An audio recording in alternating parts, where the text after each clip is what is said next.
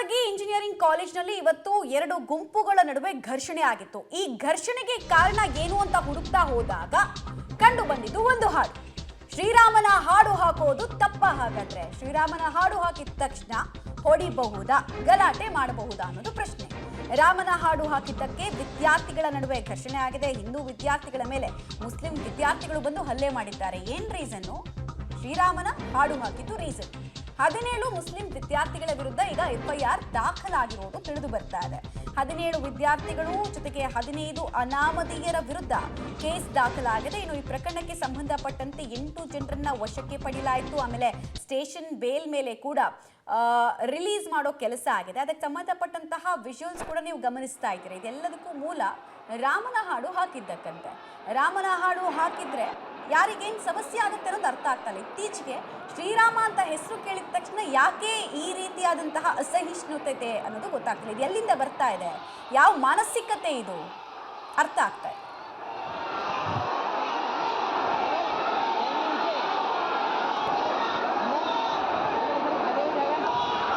Details ಕೊಡ್ತಾರೆ ಮಲ್ಲಿಕಾರ್ಜುನ್. ರಾಮನ ಹಾಡು ಹಾಕೋದಕ್ಕೂ ಈ ವಿದ್ಯಾರ್ಥಿಗಳು ಸಿಟ್ಟು ಮಾಡ್ಕೊಳ್ಳೋದಕ್ಕೆ ಏನ್ ಸಂಬಂಧ?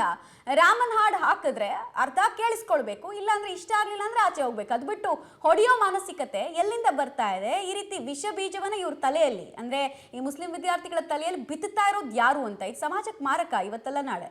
ಖಂಡಿತವಾಗಿ ಮಮತಾ, ನಿಜಕ್ಕೂ ಒಂದ್ ರೀತಿಯ ಏನೋ ಒಂದು ಕಾಂಗ್ರೆಸ್ ಸರ್ಕಾರ ಬಂದ ಮೇಲೆ ಒಂದ್ ರೀತಿಯ ಈ ರೀತಿಯ ಏನೋ ಒಂದು ಅನ್ನಕೊಮ್ಮಿನ ಜನರು ಏನೋ ಒಂದು ಹಿಂದೂಗಳ ಮೇಲೆ ಹಲ್ಲೆ ಮಾಡ್ತಾರೆ ಅನ್ನೋ ಆರೋಪ ಕೇಳಿ ಬಂದಿತ್ತು. ಅದಕ್ಕೆ ಈ ಪುಷ್ಟಿ ನೀಡುವಂತೆ ಈಗ ಬೀದರ್ನ ಈ ಒಂದು ಏನೋ ಖಾಸಗಿ ಇಂಜಿನಿಯರಿಂಗ್ ಕಾಲೇಜ್ ನಡೆದಂತ ಒಂದು ಹಲ್ಲೆ ಪ್ರಕರಣ ಒಂದು ಪುಷ್ಟಿ ನೀಡುವಂಥದ್ದು. ಯಾಕಂದ್ರೆ ಇವತ್ತು ಮಧ್ಯಾಹ್ನ ಏನೋ ಒಂದು ಅಲ್ಲಿ ಫೆಸ್ಟ್ ನಡೀತಾ ಇದೆ.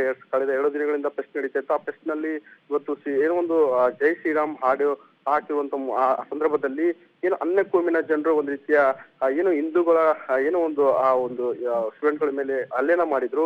ಅದಾದ ಬಳಿಕ ಏನು ಈಗ ಆ ಒಂದು ಸಂದರ್ಭದಲ್ಲಿ ಏನು ಈಗ ಏನು ಬಂದಂತ ಪೊಲೀಸರು ಇರ್ಬೋದು, ಗಾಂಧಿಗಂಜ್ ಪೊಲೀಸರು ಒಂದು ಪರಿಸ್ಥಿತಿಯ ವಿಕೋಪವನ್ನ ನಿಯಂತ್ರಣ ಮಾಡಿದ್ರು. ಬಳಿಕ ಈಗ ಏನು ಈಗ ಹಿಂದೂ ವಿದ್ಯಾರ್ಥಿಗಳು ಹೋಗಿ ಒಂದು ಜಿಮ್ಸ್ ನಲ್ಲಿ ಚಿಕಿತ್ಸೆ ಪಡೆದು ಒಂದು ರೀತಿಯ ದೂರನ್ನ ಕೊಟ್ಟಿದ್ರು ಒಂದು ಏನು ಅನ್ನಕೋಮಿನ ಏನೋ ಒಂದು ವಿದ್ಯಾರ್ಥಿಗಳ ಮೇಲೆ. ಈಗ 17 ಜನಕ್ಕೂ ಅಧಿಕ ಒಂದು ಏನು ವಿದ್ಯಾರ್ಥಿಗಳ ಮೇಲೆ ಕೇಸು FIR ಅನ್ನ ಆಗಿರುವಂತದ್ದು. ಅದಾದ ಬಳಿಕ ಈಗ 8 ಜನನ್ನ ವಶಕ್ಕೆ ಪಡೆದು ಮತ್ತೆ ಠಾಣೆ ಬೇಲ್ ಮೇಲೆ ಅವ್ರನ್ನ ಬಿಡುಗಡೆ ಮಾಡಿರುತ್ತದೆ. ಜೊತೆಗೆ ಈಗ ಕೌಂಟರ್ ಕೇಸ್ ಕೂಡ ಇವರು ನಮ್ಮ ಆ ಟೈಮಲ್ಲಿ ತಳ್ಳಾಡಿದಂತ ಕೌಂಟರ್ ಕೇಸ್ ಕೂಡ ಈಗ ದಾಖಲಾಗಿರುವಂತದ್ದು ಮಮತಾ. ರೈಟ್, ಧನ್ಯವಾದ ಮಲ್ಲಿಕಾರ್ಜುನ್ ತಮ್ಮೆಲ್ಲ ಮಾಹಿತಿಗಾಗಿ. ಸದ್ಯಕ್ಕೆ ನೀವು ದೃಶ್ಯಾವಳಿ ನೋಡ್ತಾ ಇದ್ದೀರಾ. ಇನ್ನೊಂದು ಕಡೆಗೆ ಕೌಂಟರ್ ಕೇಸು ಎಲ್ಲ ಆಗಿದೆ. ಆದರೆ ನನಗೆ ಒಂದು ಅರ್ಥ ಆಗ್ತಾ ಇಲ್ಲ. 5 ಸಲ ಇಡೀ ಸಮಾಜ ನಮ್ಮ ದೇವರು ಮಾತ್ರ ದೇವರು ಅಂತ ಕೇಳಿಸ್ಕೊಳ್ಳುತ್ತೆ. ಎಲ್ಲೂ ಹೊಡೆದಾಟ ಗಲಾಟೆ ಅಲ್ಲೆಲ್ಲೂ ಆಗಲ್ಲ.